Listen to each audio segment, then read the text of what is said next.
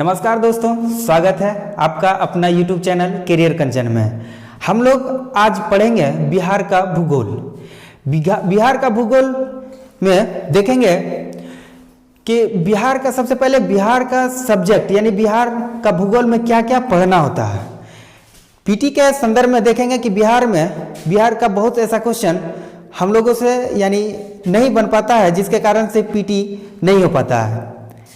और हम लोग देखेंगे कि बिहार का भूगोल का टॉपिक पहले क्या क्या पढ़ना है, इसमें क्या क्या है। ठीक है, आगे चलते हैं स्लाइड में।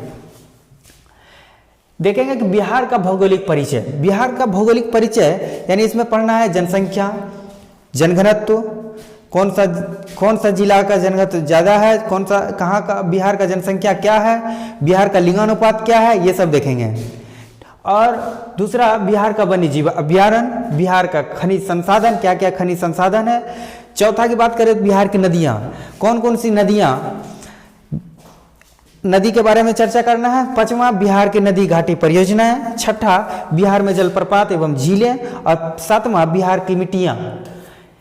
आठवां की बात करते हैं तो बिहार का चट्टान है, बिहार की जलवायु क्षेत्र, बिहार का भौगोलिक विभाजन, बिहार के वन, बिहार की कृषि, बिहार के उद्योग, बिहार में पर्यटन स्थल, बिहार का विविध।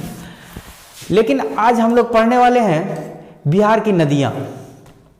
बिहार की नदियाँ, चलिए आज हम लोग शुरू करेंगे बिहार की नदियाँ। सबसे पहले बात करते हैं बिहार की नदियाँ।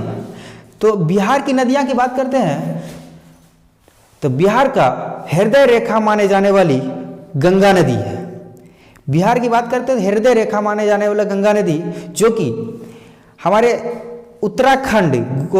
उत्तराखंड के गंगोत्री हिमानी से निकलती है तथा बिहार में चौसा नामक स्थान यानी बक्सर में चौसा नामक स्थान है, उस जगह प्रवेश करती है तथा आगे चलकर भागलपुर के कहलगांव नामक स्थान, भागलपुर में एक कहलगांव नामक स्थान से निकलते हुए पश्चिम बंगाल में जाके मिल जाती है। यानी आगे हम बात करते हैं बिहार की नदियाँ।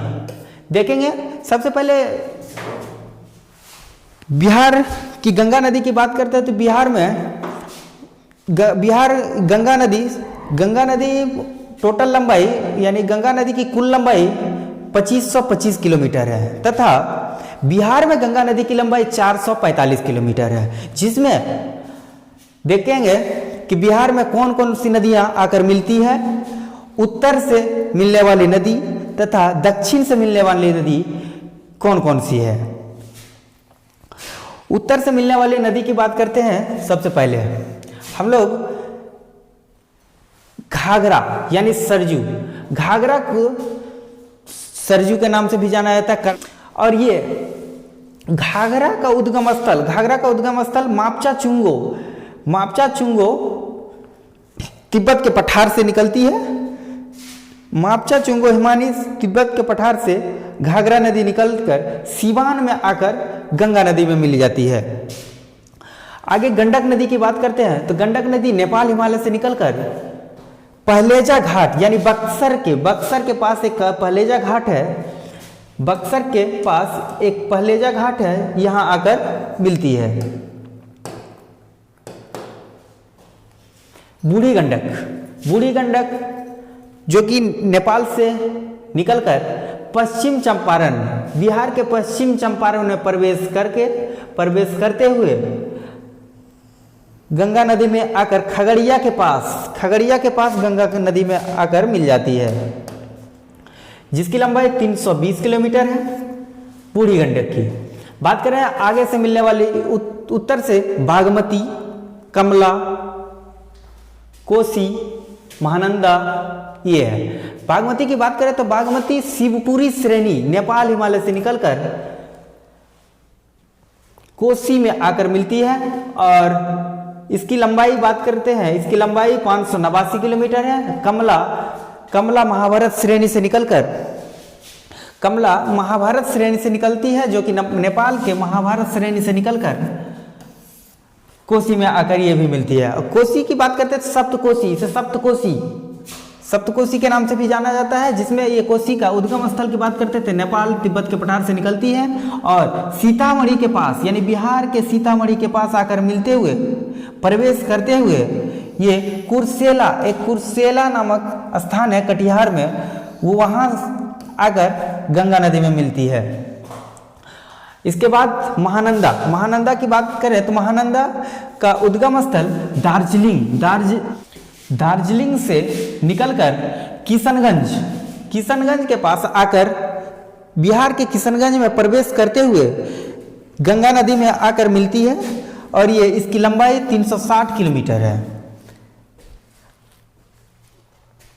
आगे बात करते हैं हम दक्षिण से मिलने वाली नदी।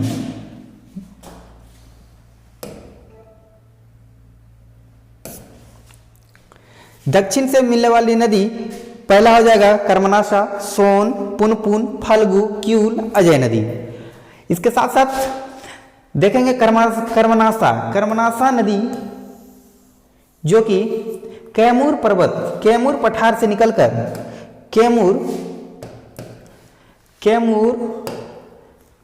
पठार से निकलकर चौसा यानी बक्सर के पास ये भी आकर मिलती है। और सोन नदी मैकाल पर्वत के अमरकंटक श्रेणी से, सोन नदी का उद्गम स्थल की बात करते हैं तो मैकाल पर्वत के अमरकंटक श्रेणी से निकलकर पटना में आकर ये गंगा नदी में मिल जाती है, जिसकी लंबाई 784 किलोमीटर है। आगे हम बात करेंगे पुनपुन नदी ये छोटा नागपुर पठार से निकलकर फतुआ के पास, फतुआ कहाँ, पटना में ही है, फतुआ के पास आकर गंगा नदी में मिल जाती है। आगे बात करते हैं फल्गु निरंजना और मोहना के संगम गया में प्रवेश करते हुए ये आकर पुनपुन में मिल जाती है। देखेंगे क्यूल नदी गिरिडीह झारखंड से निकलती है। क्यूल नदी गिरिडीह झारखंड से निकलकर ये सूरजगढ़, लखीसराय के एक जगह है सूरजगढ़ के पास गंगा नदी में आकर ये मिलती है। आगे बात करते हैं अजय नदी। देवघर के झारखंड से निकलकर गंगा में आकर ये मिल जाती है। आज का इतना ही, फिर आगे हम बात करेंगे। इसके लिए धन्यवाद।